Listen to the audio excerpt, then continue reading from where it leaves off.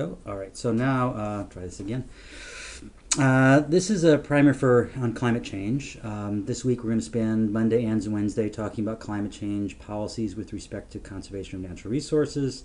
On Monday we'll spend most of the time talking about mitigation attempts or policies linked to mitigation that have impacts on conservation of natural resources. So specifically, AB 32 in California requires carbon accounting, requires carbon mitigation. One of the ways of mitigating that carbon is in terrestrial ecosystems, and that how you do that has impacts on biological diversity. On Wednesday, we'll talk more about adaptation, given that natural resources management has little opportunity to materially affect Earth's behavior with respect to atmospheric carbon. Most natural resources management is focused on adaptation strategies, and we'll talk a bit about that. Okay, so first we'll begin now with a primer on climate change, just so that we're all up to speed. So down in the lower right-hand corner is Svante Arrhenius. In 1896, he was responsible for discovering climate change. That's not usually the way that this is framed, but in fact, he was a chemist, and he had been working on norms of reaction and temperature consequences of gases, and he produced this equation and this statement: if the quantity of carbonic acid increases in geometric progression, the augmentation of the temperature will increase nearly in arithmetic progression. Now, at this point, the world was viewed as cold, and the carbon, combustion of carbon through coal and gas was just beginning. And in fact, and Svante Arrhenius was Swedish from Uppsala. He felt that human behaviors warming the atmosphere would actually be a good thing for the environment. In fact, the predominant worry at that time was that the world would slip back into an ice age and that it would become uninhabitable. So this was not viewed as a problem, but as a positive attribute of burning coal. But it just goes to show that this knowledge that CO2 in the atmosphere causes a warmed atmosphere is not something that's a product of the modern age. It was more than 120 years ago that the math of this, the chemistry of this was worked out, and that if you use Arrhenius's equation to calculate how much the Earth should have warmed based on the amount of carbon dioxide we put into the atmosphere, we're about spot on. I should say that much of the 20th century then went into a debate about the specifics of what would happen and how much of that carbon dioxide would be absorbed by the oceans. So there is a lot more detail in understanding how the Earth's surface heats up as a consequence of the concentration of carbon dioxide and other heat-trapping gases in the atmosphere. And so atmospheric scientists have spent a lot of time thinking about what then happens to solar radiation that hits the Earth, how much of it gets reflected back by the atmosphere, how much is absorbed by the land or the water, how much of that heat that's absorbed by the land and the water is reflected or refracted back into our atmosphere by the atmosphere. But what we have is about 140 years of temperature records and about a 1 degree increase over that time. And in the meantime, atmospheric scientists have become more and more complex about their capacity to model the climate. And there are now many competing models that look at how carbon dioxide and other gases are expected to warm the atmosphere.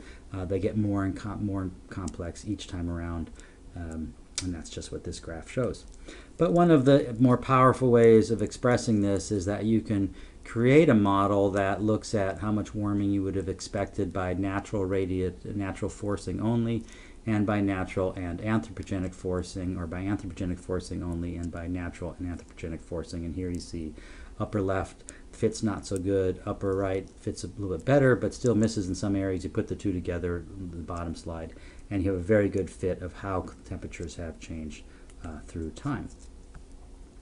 So looking into the future, we now, through the IPCC fifth assessment that was released in 2014, we talk about representative concentration pathways, RCPs.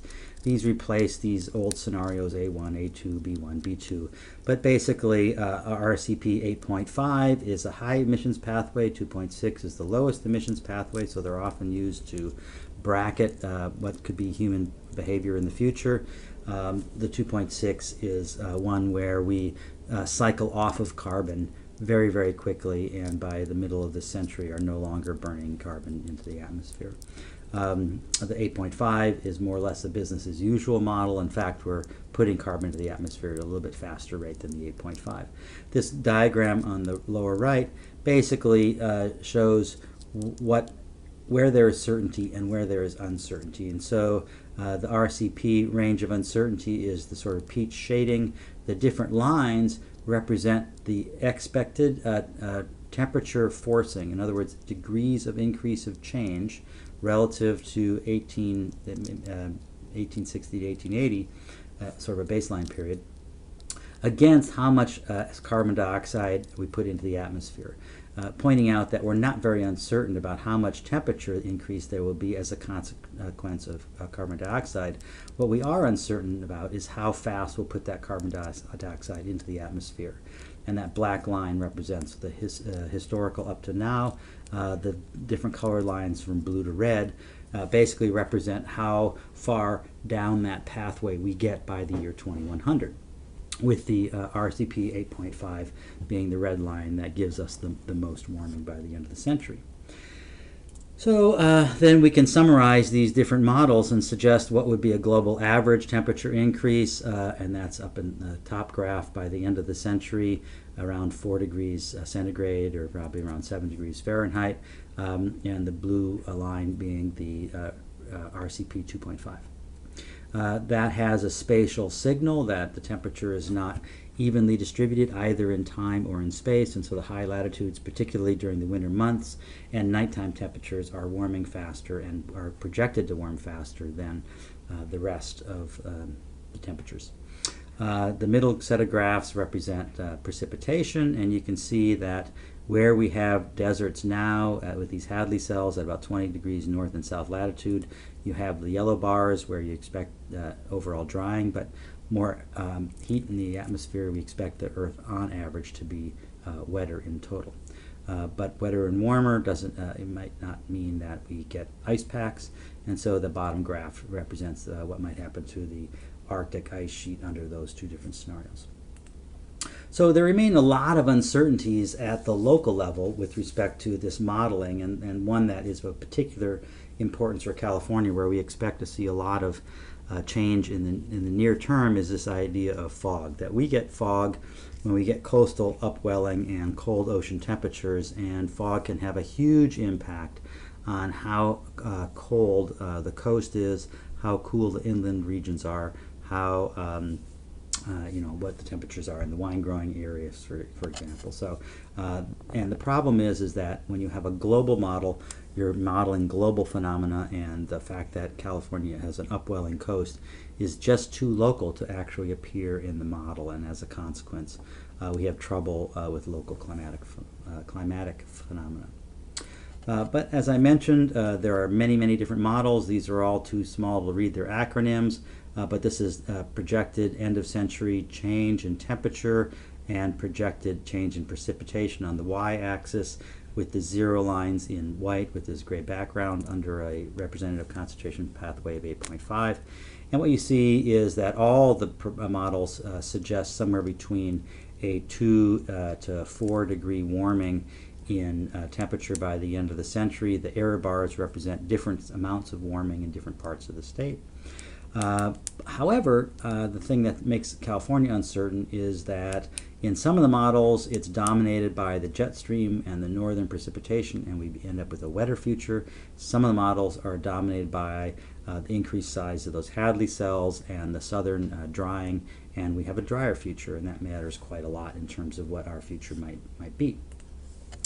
So this is a model from a number of years ago. I'm not going to go into it very much, but it's basically these high and low emissions in winter and summer temperatures under a warmer the PCM, which is a less warm and a wetter model, and the Hadley model, which is a much warmer and wetter and drier model. But these things have been translated into projected resource outcomes. This is a map of what might be snow water equivalents at the end of the century at different elevations. The x-axis is now elevations, and the models again are different emission scenarios, different climate models, different time periods. The key point to take home from this is that at the end of the century, the lower set of graphs, as you move to the right, in other words, the higher emission model with the less warm and wetter model, and either emissions under the warmer and drier model, California ends up with significantly less snowpack, and that years like this year would be the norm in terms of water storage, and then our problems with agriculture. But there's a lot of things that remain. So there's a lot of potential impacts of climate change on the future of California and the globe. We expect 40 to 80 centimeters of sea level rise during the coming century. That a lot of that rise has to do with just the expansion of warmer water in the oceans, but it also is driven by the exchange of water that's stored on land in glaciers and ice sheets. So remember, the Arctic ice sheet is floating in the Arctic Ocean, and as a consequence, it's an ice cube in a glass of water. That the melting of that ice sheet doesn't change the sea level at all.